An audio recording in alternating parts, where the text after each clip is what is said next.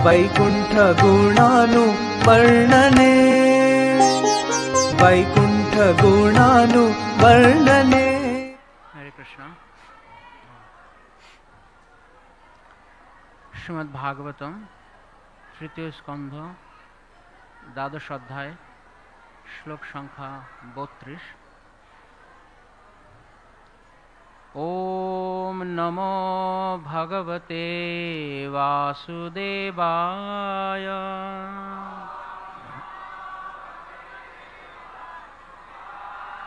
ओम नमो भगवते वासुदेवाय।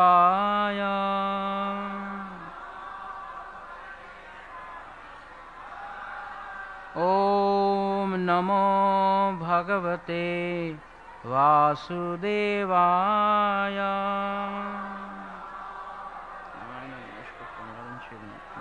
सरस्वती व्यासं ततो जयमुदीरयेत्।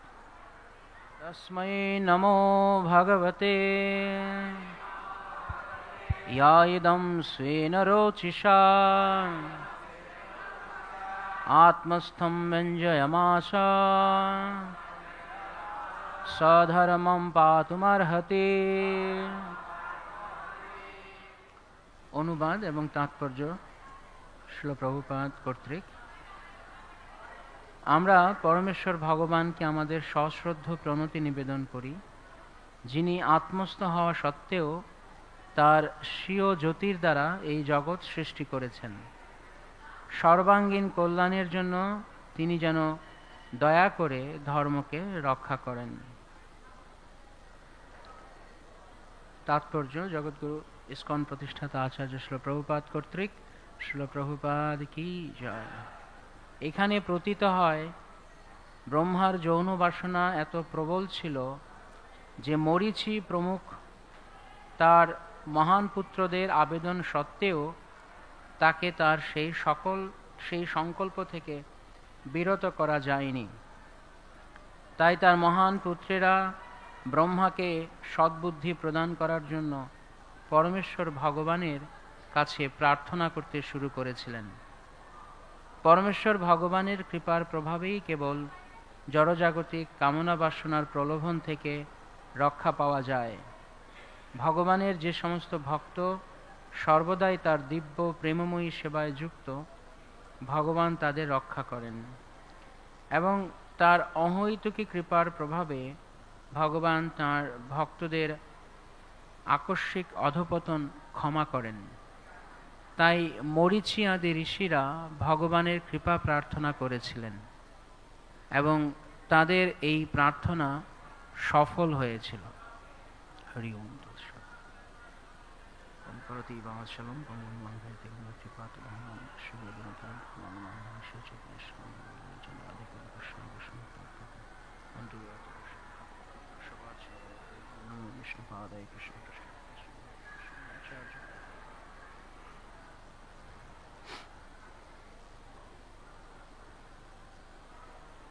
আমরা পরমেশ্বর ভগবানকে আমাদের সশ্রদ্ধ প্রণতি নিবেদন করি, যিনি আত্মস্থ হওয়া সত্ত্বেও তার স্বীয় জ্যোতির দ্বারা এই জগৎ সৃষ্টি করেছেন।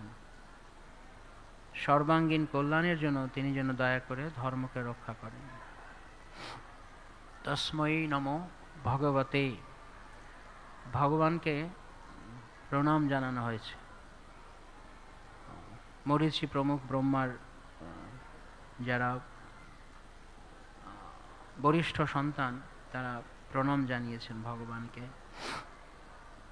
এই প্রণাম জানানো অনেক গুরুত্বপূর্ণ কৃষ্ণকে।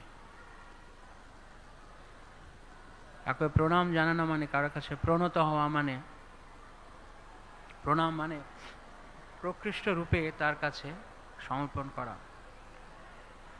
নিজেকে। তো কৃষ্ণকে কেন আমরা প্রণাম করব? কারোর কাছে আমরা তখনই নত হই যখন আমরা তার কাছে, যখন আমরা তার উপর আমরা কোনো কিছু নির্ভর করি। যদি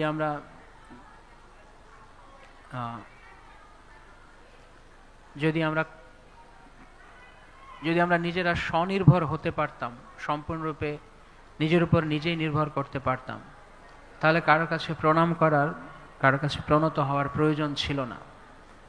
কিন্তু আমরা ভগবানের দ্বারা নিয়ন্ত্রিত। লক্ষণীয় বিষয় হচ্ছে যে আমরা নিয়ন্ত্রণ করতে চাই, আমরা নিয়ন্ত্রক হতে চাই, কিন্তু নিয়ন্ত্রণ কর্তা কৃষ্ণ। তো যিনি কৃষ্ণ ভাবনামৃতের পন্থাকে অবলম্বন করেছেন, এই কথাটি তার হৃদয়ে গেঁথে নেওয়া উচিত যে আমি হয়তো নিয়ন্ত্রণ করতে চাই, হয়তো আমি চাই যে আমি যেমনটা চাই সেরকমভাবে সব কিছু হোক, আমি যেরকম ভাবছি তাই যেন হয়, আমি যেমনটা পরিকল্পনা করছি তাই যেন বাস্তবে ঘটে। কিন্তু আমি এই সব কিছুর নিয়ন্ত্রণে নই। আমি চাইতে পারি, ভাবতে পারি, কিন্তু সম্পূর্ণরূপে নির্ভরশীলতাটা কৃষ্ণের ওপরে। কেননা কৃষ্ণ নিয়ন্ত্রক, আমরা নিয়ন্ত্রিত। তো যখন আমাদের এই চেতনা আসবে, তখন আমরা ভগবানের কাছে প্রণত হতে পারব। এবং কখনো কখনো ভক্তদের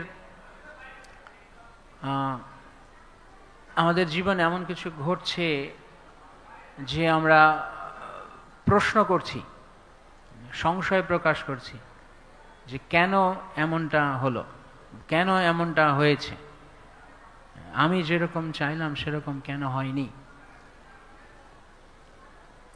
কিন্তু আমি ওই মুহূর্তে ভুলে যাই যে নিয়ন্ত্রক সিটে, নিয়ন্ত্রক আসনে কে বসে রয়েছেন? কৃষ্ণ। তো আমি যেরকমটা দেখতে পাচ্ছি, কৃষ্ণ যদি নিয়ন্ত্রক হন, যদি এই কথা আমরা বিশ্বাস করতে পারি যে কৃষ্ণ নিয়ন্ত্রণে আছেন, তখন আমরা সঙ্গে সঙ্গে তৎক্ষণাৎ আমরা সম্পূর্ণরূপে স্বস্তি অনুভব করতে পারি। যে মুহূর্তে আমরা মনে করি কৃষ্ণ নিয়ন্ত্রণে আছেন।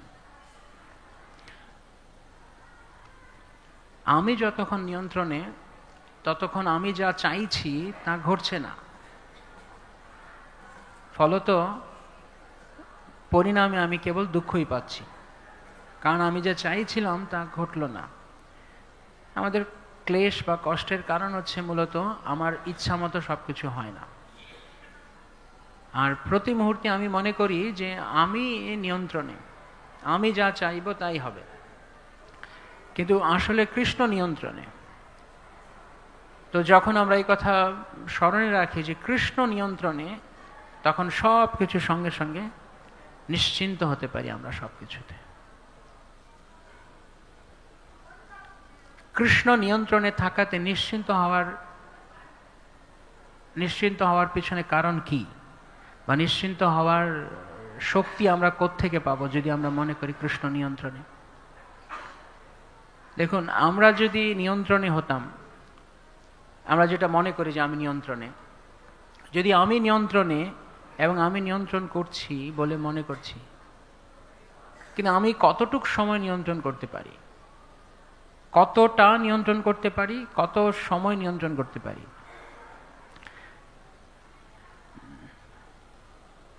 আমি কতটা নিয়ন্ত্রণ করতে পারি? যতটা আমার আয়ত্তের মধ্যে রয়েছে, আমার ধরাছোঁয়ার মধ্যে রয়েছে। আর আমি কতক্ষণ নিয়ন্ত্রণ করতে পারি? যত সময় আমি দেখতে পাচ্ছি, যতটুকু আমি দেখতে পাচ্ছি ততটুকু আমি নিয়ন্ত্রণ করতে পারি। যতটুকু আমি ধরতে পারি, আয়ত্তে আনতে পারি ততটুক, এবং যতটুকু আমি দেখতে পারি ততটুক। তো আমরা কি সবকিছু দেখতে পারি? আমরা কি সবকিছু ধরতে পারি? সবকিছু আমাদের আয়ত্তের মধ্যে? অধিকাংশ নিয়ন্ত্রণ করার মনোবৃত্তি ফলে কষ্টের কারণ হচ্ছে যে না এই ঘটনার সব কিছু আমার আয়ত্তের মধ্যে, না এর এর পূর্বে অতীতে এর সংযোগ কি ছিল এবং ভবিষ্যতে এর পরিণাম কি ঘটতে যাচ্ছে, দুটোর কোনোটি আমার হাতে নেই। আমি বড় জোর বর্তমানের উপরে নিয়ন্ত্রণ করতে পারি, যা আমার চোখের সামনে দেখতে পাচ্ছি, যা আমার দৃষ্টির সীমানার মধ্যে রয়েছে, এবং আমি যতটুকু আমার হাত যাচ্ছে, অর্থাৎ আমার নিয়ন্ত্রণ যাচ্ছে ততটুকু। কিন্তু কৃষ্ণ একমাত্র ব্যক্তি যিনি অতীতের ইতিহাস জানেন এবং বর্তমান তো অবশ্যই জানেন, এবং ভবিষ্যৎকে তিনি পৌঁছতে পারেন। ভবিষ্যতের উপরে তিনি ভবিষ্যৎ সাজাতে পারেন, তিনি ভবিষ্যৎ দেখতে পারেন, তিনি ভবিষ্যৎ সাজাতে পারেন। আমি না ভবিষ্যৎ দেখতে পারি, না ভবিষ্যৎকে সাজাতে পারি, আমি কেবল আশা করতে পারি। কিন্তু কৃষ্ণ আশা নয়, কৃষ্ণ ইচ্ছা মাত্র সবকিছু করতে পারেন। তাই যা আমার নিয়ন্ত্রণের মধ্যে নয়, যা আমার দেখার নিয়ন্ত্রণের বাইরে, কিন্তু আমি তা নিয়ন্ত্রণ করতে চাইছি, তা কষ্টকর হবে। তার চেয়ে কি এটা ভালো নয় যে যিনি অতীত বর্তমান ভবিষ্যৎ সবই জানেন, সবকিছু করতে পারেন, ভবিষ্যতে পৌঁছতে পারেন, এবং একই সঙ্গে তিনি ভবিষ্যৎ দেখতেও পারেন? এটা কি ভালো নয়, উত্তম নয়? যার করার ক্ষমতা রয়েছে তার উপরে নির্ভর করাটা বুদ্ধিমানের কাজ, নাকি নিজের হাতে নিয়ন্ত্রণ নিয়ে নেওয়ার চেষ্টা করাটা বুদ্ধিমানের কাজ?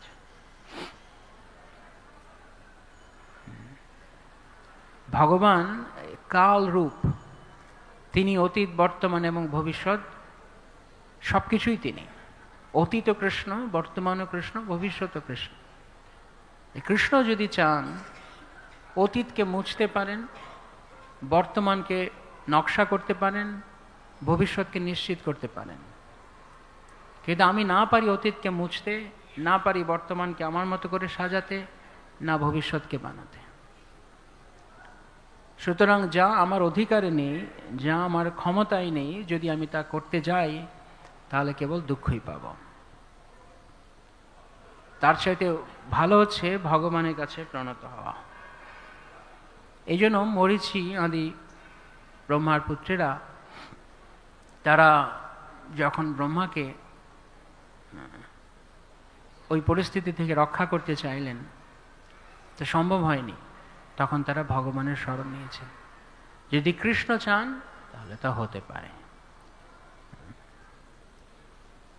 আমরা অধিকাংশ সময়ই আমাকে ড্রাইভারের সিটে বসাই, মানে নিয়ন্ত্রকের সিটে বসাই। যদি আমি চাইছি এবং এটা এরকম হতে হবে, কিন্তু তা হয় না। এই যে নিয়ন্ত্রণ করার মনোবৃত্তি, এইটিকে শ্রীল প্রভুপাদ ওনার গ্রন্থাবলীতে লিখছেন, বদ্ধজীবের জড়া প্রকৃতির উপর আধিপত্য করার ক্ষমতা, চেষ্টা, আধিপত্য করার চেষ্টা। আধিপত্য করার ক্ষমতা আছে একজনের, কৃষ্ণের, কিন্তু চেষ্টা করছে আরেকজন। তো আমরা সবকিছু আমাদের নিয়ন্ত্রণে নয়। কৃষ্ণ যদি চান তো ঠিক হতে পারে, কৃষ্ণ যদি না চান তাহলে সবকিছু তালগোল পাকিয়ে যেতে পারে। কিন্তু আমরা যতই আমরা মন থেকে চাইছি বা হয়তো শারীরিকভাবে চেষ্টাও করছি আমার ইচ্ছা মতো ডিজাইন করতে, নকশা করতে, সাজাতে, তখন তা দুঃখ দিচ্ছে। ভগবানের ইচ্ছা মাত্র মুহূর্তের মধ্যে তা বদলে যেতে পারে। ভগবান ইচ্ছা না করলে অনন্ত কোটি বিশ্বব্রহ্মাণ্ড চেষ্টা করেও কিছু করতে পারবে না। একটা তাৎক্ষণিক একটা উদাহরণ যদি দিতে হয়, যখন প্রবচন শুরু হয়েছে, ভাগবত কথা শুরু হয়েছে, তখন প্রচণ্ড আওয়াজ হচ্ছিল মন্দিরে, আপনারা নিশ্চয়ই খেয়াল করেছেন। এবং যদি ওরকম আওয়াজ চলতে থাকতো তাহলে আমরা এখানে কেউ বসতেই পারতাম না হয়তো। কিন্তু যে কোনোভাবে হোক এর নিয়ন্ত্রণ করার ক্ষমতা আমাদের কারো হাতে নেই। কৃষ্ণ চাইলে নিয়ন্ত্রণ করতে পারেন। কৃষ্ণ চেয়েছেন তাই প্রশমিত হয়েছে। কৃষ্ণ না চাইতেন তাহলে হয়তো উদ্যোগ নিলেও খুব একটা কাজ হতো কিনা বলতে পারা যাচ্ছে না। তো এই যে জীবের আধিপত্য করার বা কোনো কিছুর উপর নিয়ন্ত্রণ নেওয়ার চেষ্টা, এটা তার দুঃখের কারণ। শ্রীমদ্ ভাগবত গীতায় কৃষ্ণ তার সমস্ত প্রকৃতির কথা বলেছেন।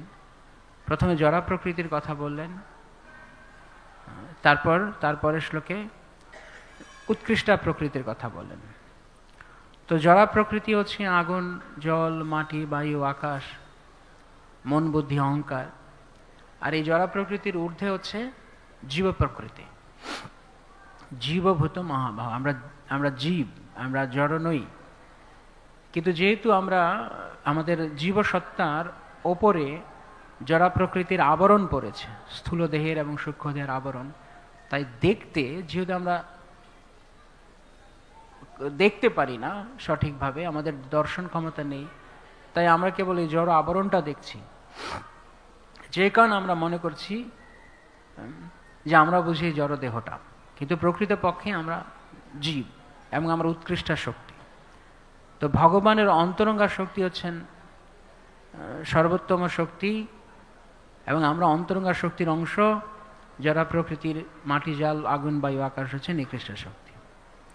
এখন প্রশ্ন হতে পারে যে যদি আমরা উৎকৃষ্ট শক্তির অংশ হই, তাহলে আমরা নিকৃষ্ট শক্তির দ্বারা আমরা প্রভাবিত হই কিভাবে?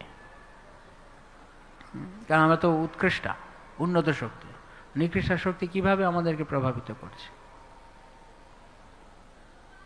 এই জড়া শক্তি, যারা প্রকৃতি, বহিরঙ্গা শক্তি, ভগবানের মায়া শক্তি, এটি অন্তরঙ্গা শক্তির প্রতিফলন।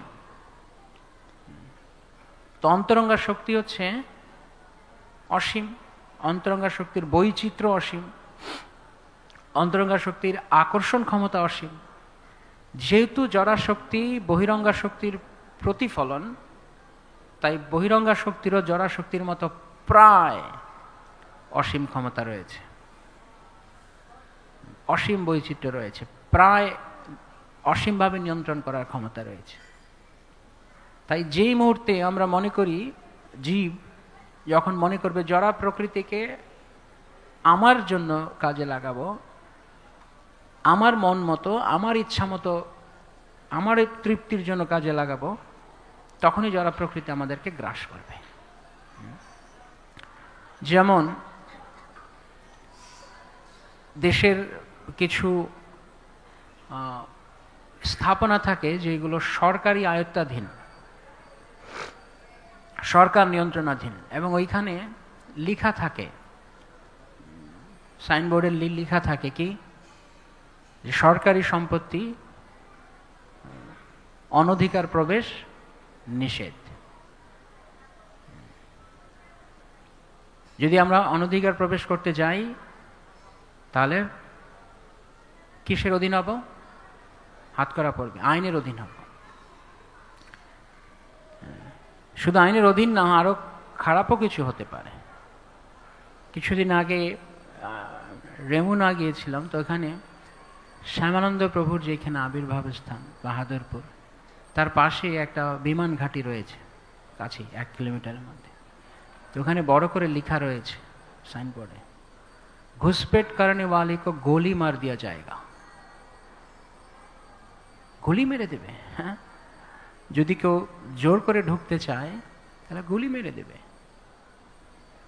কিন্তু তার একটা কাঁটাতারের বেড়া দেওয়া আছে দেয়ালের উপরে, আপনি যদি তার চারপাশে বিচরণ করছেন নিশ্চিন্তে করতে পারেন, কিছু বলবে না কেউ আপনাকে। কিন্তু যেই মুহূর্তে আপনি ওই দেয়ালটাকে টপকানোর বা ভেতরে ঢোকার চেষ্টা করবেন জোর করে, ট্রেসপাসার্স উইল বি শট, যারা অনধিকার চর্চা করে ঢুকতে চাইবে, লেখা রয়েছে, গুলি করে দেবে। তো যেখানে যার অধিকার, সেই অধিকারের বাইরে আচরণ করলে তখন হাত করা, তখন তাকে আইনের অধীনে আসবে সে। যদি কেউ আইন মেনে চলে, তাহলে দেশের কত লোক তারা নিশ্চিন্তে বেড়াচ্ছে। কিন্তু যেই মাত্র কেউ আইন ভঙ্গ করবে, সঙ্গে সঙ্গে তাকে সরকারের পুলিশ বাহিনীর নিয়ন্ত্রণে পড়তে হবে, তাদের হাতে তার ধরা পড়বে। তো আমরা জড়া প্রকৃতি ভগবানের আনন্দের জন্য বানানো হয়েছে, আমাদের জন্য নয়। জড়া প্রকৃতিটা দেওয়া হয়েছে কৃষ্ণ আনন্দ করবেন, আর আমরা কৃষ্ণের আনন্দের অংশ হব। আমরা কৃষ্ণকে আনন্দ দেওয়ার জন্য সৃষ্ট হয়েছি, আমরা আনন্দ পাওয়ার জন্য নয়। তো যখন আমরা কৃষ্ণকে আনন্দ দেওয়ার বদলে পরিবর্তে আমরা যখন জড়া প্রকৃতিকে আমাদের আনন্দের জন্য ব্যবহার করতে চাই, সঙ্গে সঙ্গে আমরা ভগবানের আইনের অধীন হয়ে পড়ি। ঠিক যেভাবে সংরক্ষিত অঞ্চলে প্রবেশ করা আপনাকে আইনের নিয়ন্ত্রণে আনবে, ওইটি সরকারি সম্পত্তি এবং সেখানে না করা রয়েছে। তো এই নাটা কি কৃষ্ণ করেছেন ভগবদ গীতাতে? করেছেন? কৃষ্ণ না করেছেন যে জড় প্রকৃতির উপর আধিপত্য বা ভোগ করতে যেও না? বলেছেন? হ্যাঁ কি না? কোথায় বলেছেন?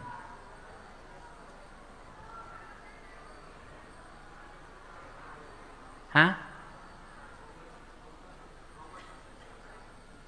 ভোগৈশ্বর্য প্রসক্তানাম, এটা অনেকটা পরোক্ষ, কিন্তু আরো পরিষ্কার করে কৃষ্ণ বলেছেন যারা প্রকৃতির সাথে আসতে গেলেই তুমি কষ্ট পাবে। কোথায় বলেছেন? ইহি সংস্পর্শজা ভোগা দুঃখ ইয়নয় এবতে। যেই মুহূর্তে তুমি জড়া প্রকৃতির সংস্পর্শে আসবে, অর্থাৎ নিয়ন্ত্রণ করতে চাইবে, দুঃখ পাবে। গলি মার দেওয়া জায়গা, কিন্তু কৃষ্ণ গলি মারবেন না, কৃষ্ণ নিয়ন্ত্রণে আনবেন। কৃষ্ণ কিভাবে আমাদেরকে বদ্ধ করবেন? কৃষ্ণের বদ্ধ করার যে এজেন্ট শক্তি, তাকে বলে মায়াদেবী, বহিরঙ্গা শক্তি। মায়াদেবীর দুটো ক্ষমতা রয়েছে, মানে দুটো দিক রয়েছে। প্রথমে মায়াদেবী আমাদেরকে প্রলোভন দেখাবেন। সাধারণত যেখানে লেখা থাকে যেখানে ঢুকবেন না, বা এইদিকে দেখার কিছু নেই, যেখানে লেখা থাকে এখানে দেখার কিছু নেই, ওইখানে লোক আরো বেশি ব্যাপারটা কি, এখানে কি আছে দেখতে হবে, এখানে দেখার কিছু নেই মানে কি? তো যখন বলা হচ্ছে জড়জগৎটাকে ভোগ করতে যেও না, তখন মূর্খ মনে করছে নিশ্চয়ই একটা কিছু ভালো আছে, সেই জন্য আমাকে বঞ্চিত করা হচ্ছে। তা আমি কেন বঞ্চিত হব? আমি সুখ ভোগ করেই ছাড়ব। তো যখনই সে প্রবেশ করতে যাচ্ছে, তখনই বলা হচ্ছে আমি তো আগেই নোটিশ দেওয়া ছিল, তুমি কেন এখানে ঢুকতে গেছো? তো জড় প্রকৃতি প্রথমে এরকম কিছু তৈরি করবে যা অত্যন্ত আকর্ষণীয়, কিন্তু নির্দেশ দেওয়া আছে উচ্চতর কর্তৃপক্ষ থেকে, ছুঁতে যেও না, ধরতে যেও না, ঢুকতে যেও না, দেখতে যেও না। রূপ, রস, গন্ধ, শব্দ, স্পর্শ দিয়ে আমার সেবা করো। কিন্তু আমরা যখন রূপ, রস, শব্দ, গন্ধ, স্পর্শের বিষয়ে আমাদের জন্য নিতে চাই, তখনই সঙ্গে সঙ্গে এটা হলো প্রথম আবরণাত্মিকা শক্তি, আমাদেরকে প্রথমে মোহিত করবেন। এবং তারপর যখন আমরা আবৃত হয়ে যাব, মায়ের আবরণে আবৃত হব, তারপরে মায়াদেবী যদি বুঝতে পারি যখন ওখানে ঢোকার পর আমরা কষ্ট পাচ্ছি, দুঃখ পাচ্ছি, এবার বেরিয়ে আসতে চেষ্টা করব। যখন বেরিয়ে আসতে চেষ্টা করবে তখন মায়াদেবী নিয়ে আবার প্রক্ষেপাত্মিকা শক্তি, প্রথমে আবরণ দেবেন, তারপরে জ্বালা যন্ত্রণা পেলে বের হতে চাইলো না, চিরস্থায়ী করে দেবেন এই দুঃখকে। যেন মনে হয় যেন এই জড়জগৎটা নিত্য, কিন্তু আসলে জড়জগৎটা নিত্য নয়। যখন আমরা বের হতে চাইছি, সেই বের হওয়ার ইচ্ছাটা প্রবল নয়, ইচ্ছাটা প্রবল নয়। যেমন মহাভারতে যে উদাহরণটা দেওয়া হয়েছে, যে ব্যক্তি বনের মধ্যে ছুটছে, ছুটতে ছুটতে ছুটতে ছুটতে, কেন কি ছুটছে, পেছনে বাঘ তাড়া করছে, তো বাঘের তাড়া খেয়ে ছুটতে ছুটতে হঠাৎ করে গর্তে পড়ে গেছে একটা, অনেক বনে অনেক গর্ত থাকে, যখন গর্তে পড়ে গেছে, ভাগ্যক্রমে এটা কোনো একটা গাছের ডালে আটকে গেছে, বা একটা দড়ির মতো কিছু তার মধ্যে আটকে গেছে, ধরে ফেলেছে, একদম নিচে পড়েনি, তো ঝুলছে আর ভাবছে বেঁচে গেছে, বাঘের থেকে তো বেঁচে গেলাম, বাঘ তো অন্তত তার নিচে এরমভাবে ঢুকে খেতে পারবে না। তো যখন কয়েক সেকেন্ড ঝুলছে, তারপরে ভাবলাম একটু চারপাশটা ঘুরে দেখি, মানে একটু তাকিয়ে দেখি কেমন। তো যখন নিচে তাকিয়েছে, দেখছি অজগর সাপ এভাবে হা করে আছে। এখন এটা যেটা ধরেছে, এটা কতক্ষণ সে ধরে থাকতে পারবে? ধরার তো একটা ক্ষমতা আছে আমাদের। তো পরে এই কিছুক্ষণের জন্য স্বস্তি পেয়েছিল, হ্যাঁ বাঘ নেই। নিচে যেই তাকিয়েছে, দেখছি অজগর সাপ, পড়বে তো এক সময়, ওপরে উঠলে বাঘটা মুখ হাঁ করে আছে, আর নিচে অজগর সাপটা মুখ হাঁ করে আছে। তখন সে চিন্তা করলো, সবচেয়ে ভালো প্ল্যান হচ্ছে, সবচেয়ে ভালো পরিকল্পনা হচ্ছে লেগে থাকা, এখানেই টিকে থাকা, সংগ্রাম করে। মিলছে আমাদের জীবনের সঙ্গে? লেগে থাকছি, টিকে থাকছি না। একটু পরে শব্দ শুনছে, কুট কুট কুট কুট কুট কুট আওয়াজ হচ্ছে কিসের? ওপরে তাকিয়ে দেখছে দুটো ইঁদুর তার ওই যে দড়িটা ধরেছিল ওটা কাটছে। যাও শেষ সম্বল পেয়েছিলাম, ইঁদুরে এখন সেই দড়িটা কাটছে। এখন কি করবে, কি করবে? হঠাৎ করে তখন তার গায়ে কিছু একটা এরকম ঠান্ডা কিছুর স্পর্শ লাগছে। তাকিয়ে দেখছে, দেখতে লাগছে মধুর মতো। তো সে ওই মধুটা ভাবলে, মধু, এক কাজ করি, এমনিও মরবো অমনিও মরবো, এটা মধুই খেয়েই মরি। তো সে ভাবছে মধুটা খেতে গেলে আমাকে একটু হেলতে হবে না, কারণ মধুটা এইখানে পড়ছে। একটু দুলতে গেছে, যখন একটু নাড়াচাড়া করছে, এতক্ষণ চুপ করে ধরেছিল, যে একটু নাড়াচাড়া করছে, ওপরের যে গাছের লতা বা দড়ি যেটাই হোক না কেন, সেটা একটা জায়গায় ধাক্কা লেগেছে। সেটা ছিল একটা ভীমরুলের চাক। এইবার ঘটনাটা খুব মজার হয়েছে। হ্যাঁ, নিচে অজগর সাপ, ওপরে বাঘের মুখ হাঁ করা, আর চারপাশে ভীমরুলের চাক। আর সে ভাবছে একটু মধু তো খেয়ে নিতেই হবে। জিভটা বাড়িয়েছে এরকম করে। তো জিভ যখন বাড়িয়েছে, তখন এক ফোঁটা মধু জিভে পড়েছে। এই তো জীবন, এই না হলে জীবনের শান্তি। মধু তো খাওয়া গেল এক ফোঁটা।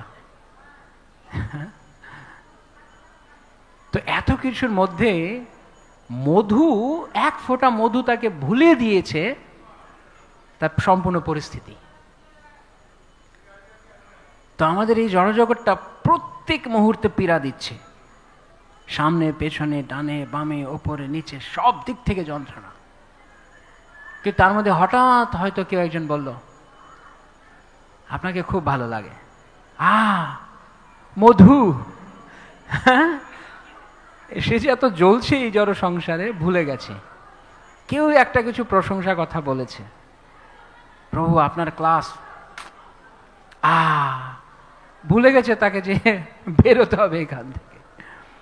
প্রভু আপনি যা কীর্তন করেন ফার্স্ট ক্লাস, কোনো কথা হবে না, আপনার মতো কীর্তনে কেউ নেই। হ্যাঁ, তাহলে ওই মধুটা ধরেই তাহলে এখানে থাকি। তো এই মূর্খের মতো এই জড়জগতে আমরা চতুর্দিক থেকে কষ্ট পাওয়া সত্ত্বেও এখান থেকে বের হওয়ার চেষ্টা করছি না। বের হওয়া সম্ভবও নয়। যেই ব্যক্তির এই পরিস্থিতি, ওপরে বাঘ, নিচে সাপ, চারদিকে ভীমরুলের চাক, ইঁদুরে তার দড়িটা কাটছে, এগুলো সব আপনারা জানেন। তুলনা কি, বাঘটা কি, অজগর সাপটা কি? বাঘটা হচ্ছে কি? বাঘটা হচ্ছে তার জড় সুখভোগের ইচ্ছা, নিচে হচ্ছে মৃত্যু, অজগররূপী মৃত্যু। আর যে দড়িটা ধরেছে, সেই দড়িটা হচ্ছে আয়ুষ্কাল। আর ইঁদুর দুটো কাটছে, একটা সাদা একটা কালা ইঁদুর। কালা ইঁদুরটা কি? রাত, কারণ রাত্রির দেখতে কিরকম, একদম নিকষ কালো। ইঁদুরটা কালো দেখতে। এই রাত্রিবেলা যখন দিন কাটছে, তখন আমরা ভাবছি সারা রাত্রিবেলা অনেকে জেগে থাকে, অনেক রাত পর্যন্ত প্ল্যান করে কালকে কি করব।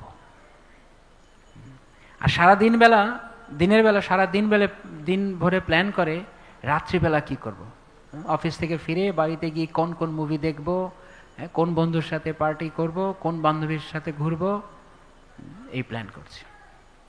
তো রাত কাটছে দিনের প্ল্যানে, দিন কাটছে রাতের প্ল্যানে, আর দড়িও কাটছে, মানে আয়ুষ্কাল কমে যাচ্ছে। আর তার মধ্যে এক ফোঁটা মধু এসে যে মুখে পড়লো মনে করছে সুখে আছে। তো এই পরিস্থিতি থেকে উদ্ধার একমাত্র সম্ভব কিভাবে? ভেবে দেখুন কিভাবে সম্ভব। হ্যাঁ হ্যাঁ, বুঝি না। তব নিজজন কোনো মহাজনে পাঠাইয়া দিলে তুমি।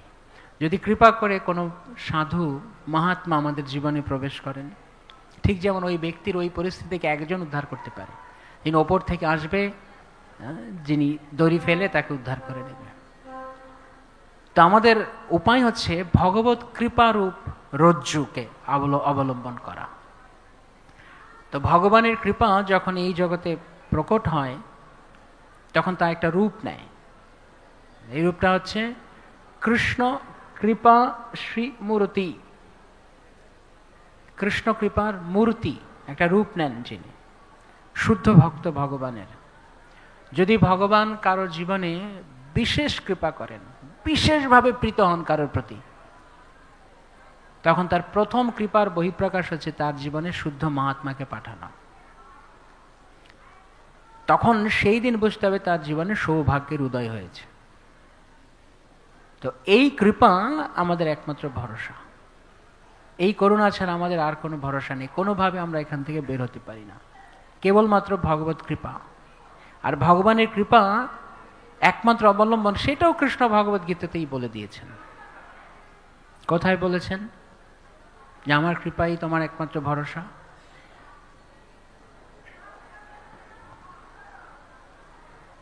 হ্যাঁ, এটা আমাদের প্রতি নির্দেশ, কিন্তু কৃষ্ণ কৃপা যে আমাদের ভরসা, কৃষ্ণের দয়াতেই যে আমরা উত্তীর্ণ হতে পারবো, সেটা কোথায় বলেছেন?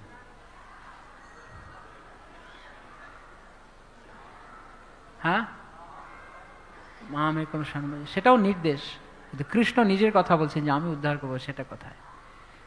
মৎসিত্তা সর্বদুর্গানি মৎ প্রসাদাৎ তরিষ্যসি।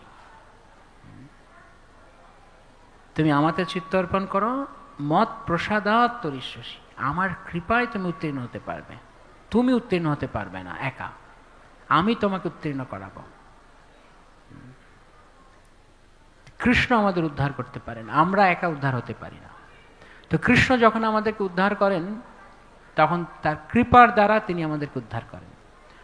কৃষ্ণ যখন আমাদেরকে কৃপার দ্বারা উদ্ধার করেন তখন শুদ্ধ মহাত্মা রূপে তিনি এই জগতে আবির্ভূত হন আমাদের জীবনে। তাই যখনই জীবনে কোনো শুদ্ধ মহাত্মার আবির্ভাব হয় তার মানে এটি মহা মহা মহা সৌভাগ্যের উদয় হয়েছে। তখন শব্দটা কি? তরিষ্যসি। তরিষ্যসি শব্দের আরেকটা অর্থ হচ্ছে তরে যাওয়া বা সন্তরণ করা। তো যখন আমরা এই জড়জগতের ক্লেশে, জড়জগতের দুঃখ কষ্টে যখন আমরা ডুবে গেছি, যত আমরা চিন্তার সাগরে ডুবছি, চিন্তা কিরকম? যতই চিন্তা করা যায় ততই সমস্যাটা কমে যায়।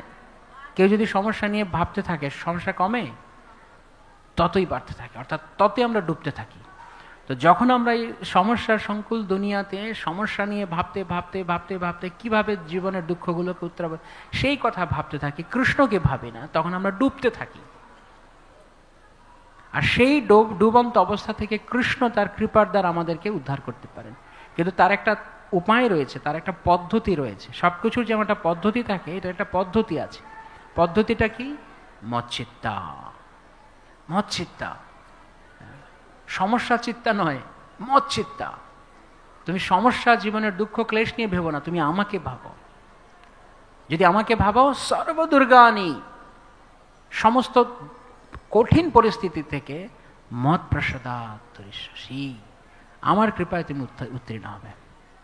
ঠিক যেমন কেউ যখন ডুবতে থাকে তখন কেউ যদি এমন আসে তাকে ভাসিয়ে দেয়, তাকে ভাষাতে সাহায্য করে, তাহলে সে উদ্ধার পেয়ে গেল। তো এই জন্য কৃষ্ণ বলছেন মৎ প্রসাদাৎ তরিষ্যসি, তুমি উত্তীর্ণ হয়ে যাবে, এবং এর আরেকটা অর্থ হচ্ছে তুমি ভাসতে পারবে। তো আমরা যখন সমস্যায় ডুবতে থাকি তখন কেবলমাত্র কৃষ্ণ ভাবনামৃত, কৃষ্ণ চেতনা আমাদেরকে ওপরে ভাসাতে পারে। সমস্যা যেমন ডুবিয়ে দিচ্ছে নিচে, যেই মুহূর্তে আমরা কৃষ্ণের সঙ্গে নিজেকে লিঙ্ক করছি, কৃষ্ণের সঙ্গে নিজের যোগসূত্র স্থাপন করছি, অর্থাৎ কৃষ্ণ ভাবনাময় হচ্ছি, কৃষ্ণ চেতনায় আসছি, তৎক্ষণাৎ আমরা উপরে উঠে যাচ্ছি। কৃষ্ণ আমাদেরকে সব সমস্যা আমি যেরকম ভাবে চাইবো সেই রকম ভাবে কৃষ্ণ সমাধান করে উদ্ধার করবে, এইরকমটা নয়। আমরা অনেক সময় প্রার্থনা করি ভগবানের কাছে, ভগবান এরকম কিছু করো, এরকম কিছু করো, এরকম কিছু হোক। কিন্তু যখন আমরা ভগবানের কাছে এটা চাইতে চাইতে চাইতে আমরা এতটাই আমাদের দৃষ্টি ক্ষমতাকে আমরা এতটা এতটা সংকীর্ণ করে নিই, এতটা ছোট্ট করে নিই, তখন আমরা দেখতে পাই না এই সমাধানের বাইরে আরো বহু সমাধান কৃষ্ণ দিয়ে রেখেছে। আমি শুধু একটা সমাধানই দেখি, কৃষ্ণ দয়া করে আমার জন্য এটা করো। কিন্তু যেটা শুরুতেই আমরা বলছিলাম, কৃষ্ণ নিয়ন্ত্রণে। কৃষ্ণকে বলা হয় অধ্যক্ষ। অধ্যক্ষ মানে অধি অক্ষ, অক্ষ মানে দেখা, অধি অক্ষ, যিনি ওপর থেকে দেখেন। এই জন্য কৃষ্ণ কি বলছেন, ময়াধ্যক্ষেন। তুমি প্রকৃতির সঙ্গে, জড়া প্রকৃতির সঙ্গে ফাইট করছো, যুদ্ধ করছো, তুমি যতটুকু দেখতে পাচ্ছ ততটুকুর সঙ্গে যুদ্ধ করছো, কিন্তু আমি ওপর থেকে দেখছি। কৃষ্ণ অতীত, কৃষ্ণ সবকিছুর অতীত, ওপর থেকে দেখছেন, কিন্তু আমি অতীত নই। তাই যখন আমরা কৃষ্ণের কাছে শরণ গ্রহণ করব, তখন আমাদের উচিত কৃষ্ণের উপরে ছাড়া, কৃষ্ণ তুমি যা ভালো মনে করো দয়া করে আমার জন্য তা করো, আমি নই। আমি যেই সমাধান দিচ্ছি এই সমাধান নাও হতে পারে। একটা ছেলে সে বাগানে ঢুকেছে, দেখছে একটা বড় আপেল গাছ, আপেল গাছ ধরে সে ঝাঁকুনি দেওয়া শুরু করেছে আপেল খাওয়ার ইচ্ছায়, ফল খাবে, মিষ্টি ফল খাবে। তো ঝাঁকুনি দিতে শুরু করেছে আপেল গাছ, আপেল একটাও পড়ছে না। তার দৃঢ় ইচ্ছা আরো বেড়ে গেছে। কেউ আছে যখন হতাশ হয়, আবার কেউ আছে মোটিভেট হয়, কি বলে আরো বেশি উৎসাহী হয়। তো সে পড়ছে না কেন, আরো জোরে সে ধাক্কা দেওয়ার চেষ্টা, যাতে দুই একটা আপেল পড়ে। কিন্তু যখন সে কেবল এই আপেলের ধ্যানে মগ্ন, এতটাই মগ্ন, সে খেয়াল করেনি যে পাশের আম গাছ থেকে টুপ টুপ টুপ টুপ করে আম পড়ছে। কারণ সে আপেলের মধ্যে তার দৃষ্টিকে নিবদ্ধ করে রেখেছে। তো সে ভাবছে যে আমি এত চেষ্টা করছি, ভগবান কেন আমাকে একটা আপেল দিচ্ছেন না?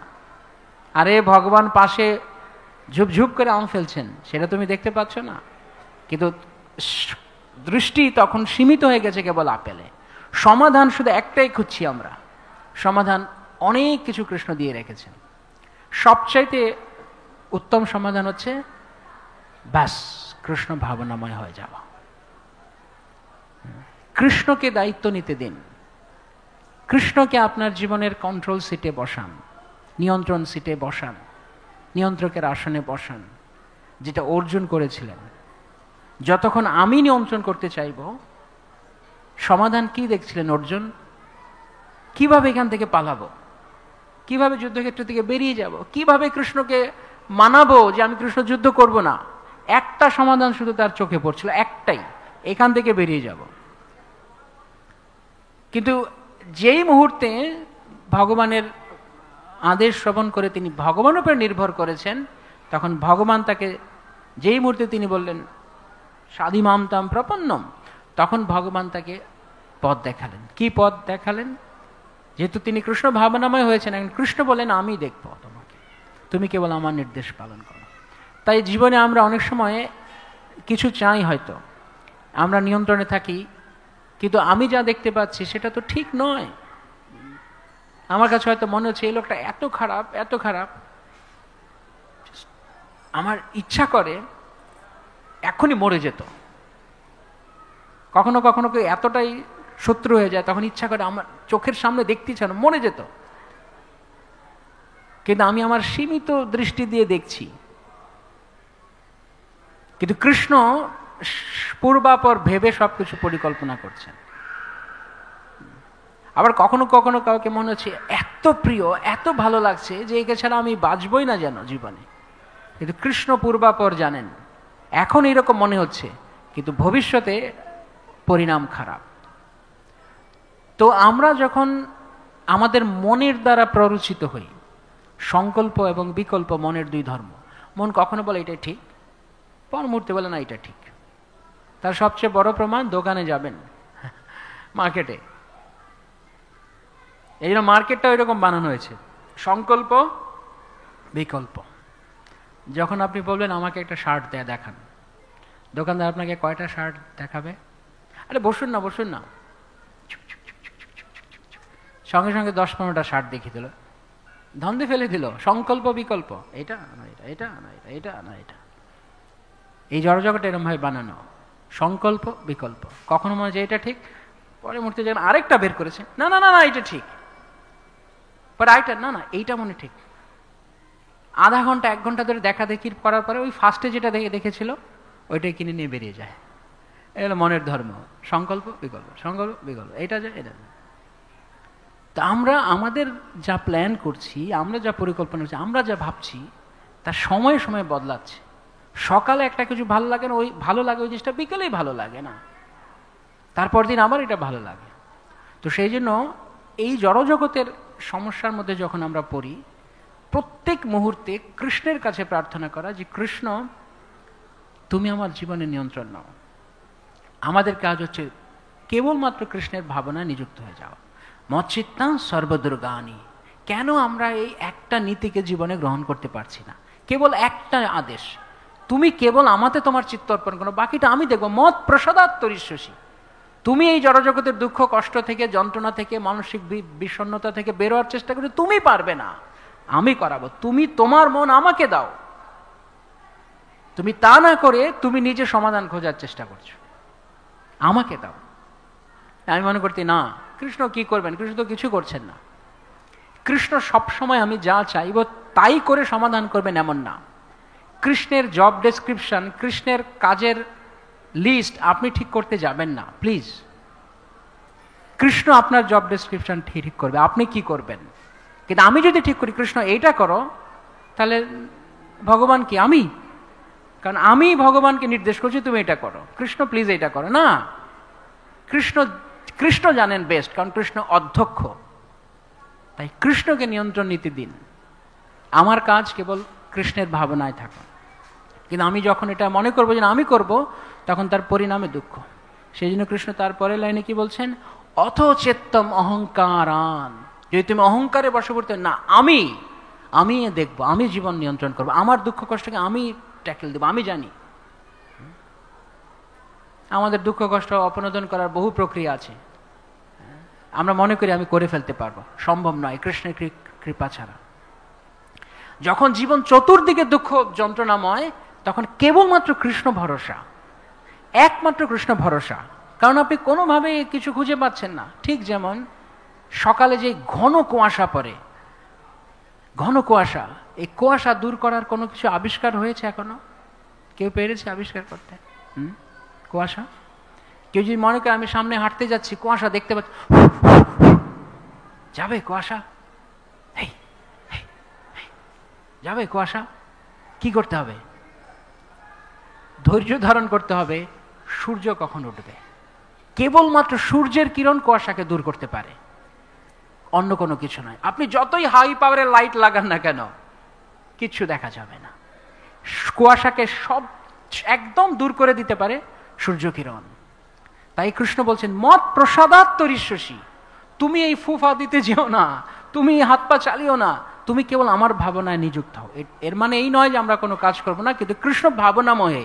তস্মাৎ সর্বেষু কালেষু মা মনুস্মর যুদ্ধ যুদ্ধ করো, কিন্তু মা মনুস্মর। তা আমরা যখন কৃষ্ণকে আমাদের চেতনা থেকে, কৃষ্ণ চেতনায় না থাকবো, সমস্যার সংকুল সময় যখন কৃষ্ণ ভুলে থাকবো, তখন কৃষ্ণ সমাধান করার জায়গা পাচ্ছেন না। কারণ আমি কৃষ্ণের হাতে এখনো কন্ট্রোল দেইনি। তাই কৃষ্ণ ততক্ষণ পর্যন্ত চুপ থাকবেন, ইনঅ্যাক্টিভ। ঠিক যেমন অর্জুনের ক্ষেত্রে চুপ। কেন?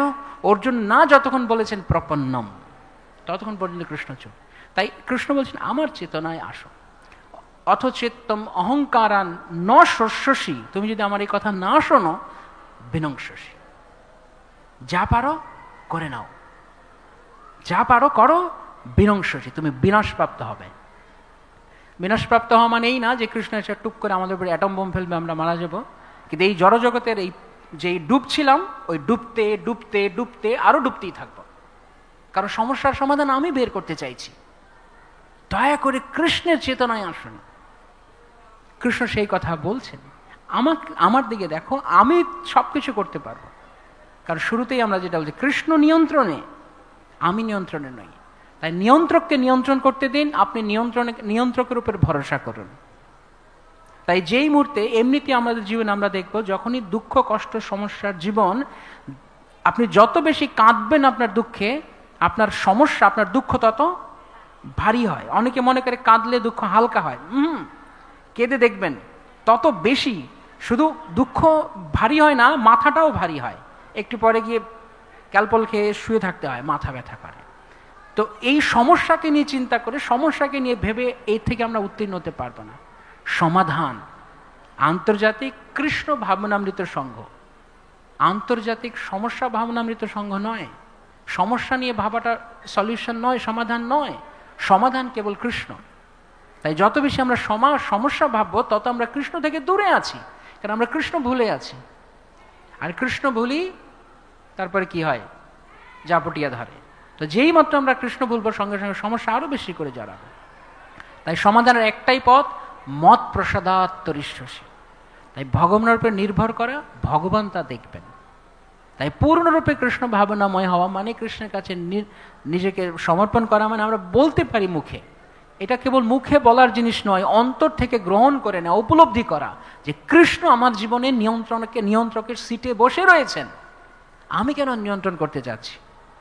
তাই যখন কৃষ্ণ নিয়ন্ত্রণ করবেন, কৃষ্ণকে নিয়ন্ত্রণ করতে দিন, আপনি আরামসে থাকুন। যেই মুহূর্তে আপনি সমস্যার সময় সমস্যা ভাবছেন দুঃখ, যেই মুহূর্তে ভাবছেন কৃষ্ণ আছেন, দেখবেন তাৎক্ষণিক কৃষ্ণ আছেন।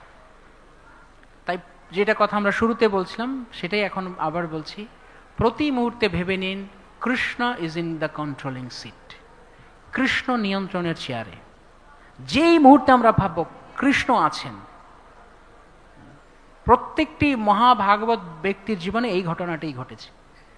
এমনকি ছিল প্রভুপাদ যখন আমেরিকা যাচ্ছেন, প্রভুপাদ জানেন না আমেরিকাতে কি হবে, প্রভুপাদ কি বলেছেন, নাচাও নাচাও নাচাও প্রভু সে মতে, তুমি নাচাও, তুমি নিয়ন্ত্রণ করো, আমাকে নিয়ন্ত্রিত হতে দাও। সারা পৃথিবী জুড়ে কৃষ্ণ ভাবনামৃত দাঁড়িয়ে গেছে একজোড়া করতাল বাজিয়ে, কেননা প্রভুপাদ কৃষ্ণের হাতে নাচতে চেয়েছেন। আমরা কেবল কাঠপুতলি। শুধু নির্ধারণ করতে হবে, আমি মায়ার দ্বারা আমার মায়াকে আমার সূত্রধার বানাবো, না কৃষ্ণকে আমার সূত্রধার বানাবো। নাচতে আমাকে হবেই, হয় মায়ার দ্বারা নাচবো, নয় কৃষ্ণের দ্বারা নাচবো। তো আমি এইটুকু ঠিক করতে পারি যে কে আমাকে নাচাবে। আমি কি জড়া প্রকৃতির দ্বারা নাচবো, সুতোটাকে জড়া প্রকৃতি টানবে, না কৃষ্ণ টানবে। যেই মুহূর্তে আপনি কৃষ্ণের উপর ভরসা করছেন, কৃষ্ণ তার সব দেখবে। আমরা সঙ্গে সঙ্গে একটা রিলিফ, একটা স্বস্তি অনুভব করি। এবং সেই স্বস্তি কি হয়, সেই স্বস্তি আমাদেরকে আরো পরিষ্কারভাবে দেখতে দেয়। যখন আমরা অনেক সমস্যা নিয়ে ভাবতে থাকি, তখন আমাদের দৃষ্টিটা অস্পষ্ট হয়ে যায়, আমরা দেখতে পারি না কি করা উচিত। যেমন যখন কেউ কাঁদে, তখন কি হয়, কাঁদলে যতক্ষণ চোখ না মুছবেন ততক্ষণ হবে না। তো কৃষ্ণের আশীর্বাদ, কৃষ্ণের চেতনায় আসা মানে চোখ মোছা, তখন পরিষ্কার দেখতে পাবেন কি করা উচিত, কি করা উচিত না। তাই কৃষ্ণের ভাবনায় আসা। শিল প্রভুপাদ কি, সমবেত ভক্তবৃন্দ কি, গৌর প্রেমানন্দে হরে।